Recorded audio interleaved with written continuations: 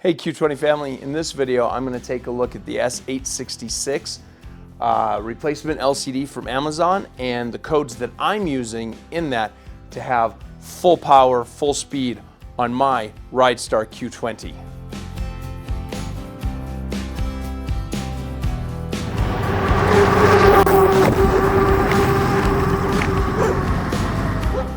So if you've been watching the channel previously, you know that my Ridstar Q20's original display went bad. It died. Apparently there were a number of these Ridstar Q20s that went out that just had a bad LCD display. It happens. I don't blame Ridstar. It happens. They don't make this. It's sourced from a third party. And with that, Ridstar decided to go ahead and replace the display. But that display was going to be coming from China, and I knew that was going to be a long, slow, ride for the replacement to get here. And so with that said, with a bit of help from my friend Canadian Chris, I purchased the S866 LCD display off of Amazon. It had the correct 5-pin pinout to be able to plug in.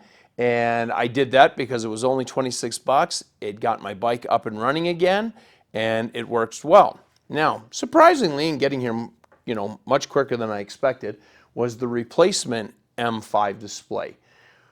But I decided to stay with the S866 for a few reasons. One, the display is a smaller size display, and I like that because I do ride my Q20 at night, and the glow coming off of this can affect your night vision because you just have that light kicking up in your eyes. And all you have to do to see what I'm talking about is just cover your display at night, and you'll see how much better your night vision is without having this light coming up at you. The other thing is that on the S866, whatever level I set the bike to, the next time I go to power it back up, it stays on that level. And so that's nice too, because I don't have to keep resetting it each time I go to get on the bike. Additionally, the original M5 display, because this controls everything for you, it's not the controller, but it controls everything through the display, allowed you to go to a low voltage cutoff of 39 volts. The new M5 display reduced the P code settings down to 1 through 16, but the thing is that one of the codes, and I don't remember the code number off the top of my head, but it's where you set that low voltage. In the new M5 display, it cuts off at 41 volts. So you're actually losing 2 volts from the original display to the replacement display. And so my S866, I am allowed to set it at the original 39 volt cutoff that the original factory one was set at. So again, I've decided to stick with that S866.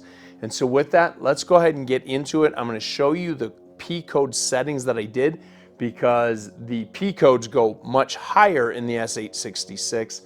And there's some settings in there that you're going to come upon that are different from the original P code settings that we did on the factory Ridstar display that came with the bike, and different from the M5 replacement. So let's go ahead and get started on those, and I'll show you what codes I'm running, because while I don't understand all of the codes in there, I know that I have it worked out that I've got full speed, full performance. So let's go ahead and get to those P code settings. Okay, powering up the S866 display. It does take a second there. Okay, and I'm going to go into the P codes, move through these quickly. If you decide you want to get deeper into them, you can look at your owner's manual. It'll tell you what each P code is doing, but I'm just going to move quickly through. P01 is to change the brightness display, and for this one I leave it at 1. I find it to be bright enough in the daytime, and at night it's less blinding. Okay, moving on. P02, I have this one set at 1 for miles rather than kilometers. P03, 48 volts for this 48 volt system. P4, this is how long before it goes dormant because the bike's sitting idle. P5, we don't need anything with this, just set it at 5. P06, this is the size of your tire, 23 inches. P07, you're going to set this one at 001. This has to do with the magnets and things. P08, set this one to 100. This is so that the bike will go to its maximum speed. P09, set this to all zeros. P10, set this to 002. P11, set this one to 003. P12, set this to 001. P13, set this one to 012. P14, set this one to 020. This has to do with the amperage of your battery. P15, 39.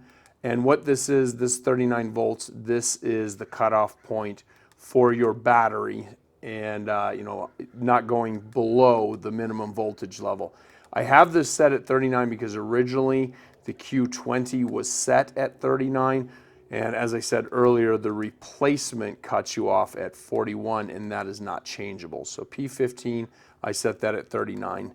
P16, this one here I set at, let's see here, P16, this is actually to zero out, whoops. That is actually to zero out your odometer, which I am not looking to do. On the new LCD, this is as far as it will go. P17 on the S866, set it at zeros. P18, set this one at 100. P19, set this one at zeros. P20, set it at zeros. P21, now we're going into these extras, set it at zeros. P22, set it at 001. P23, and this is the last one, you're going to set this at zeros. And then it cycles back to P01. Well, there you have it, Q20 family. The S866 LCD display. That's a thorough listing of all of the codes that I'm using. I have complete restoration of power and speed.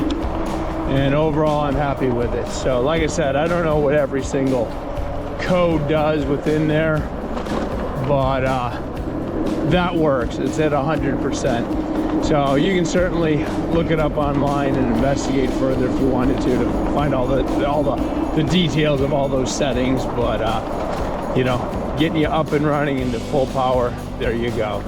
So I hope that helps.